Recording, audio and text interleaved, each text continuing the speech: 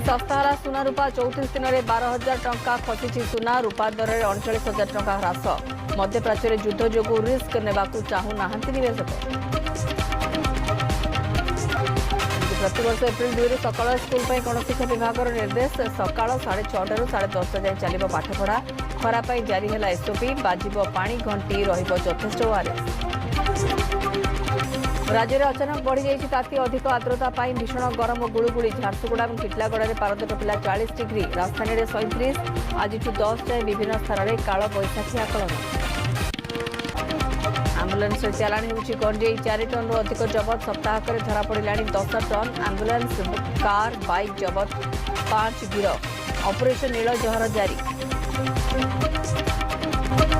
बलांगीर देवगाँ रे एनएम हत्या मामलार पर्दाफाश स्टील बोतल रे पिटी हत्या करिथिला अभियुक्त स्वामी चाकरी देबा पई अन्य मानक ठारू टंका आनिबाकु नै स्वामी स्त्री मध्य लगी रहुथिला झगड़ा घटनार अन्य दिगकु नै चलीछि तदंत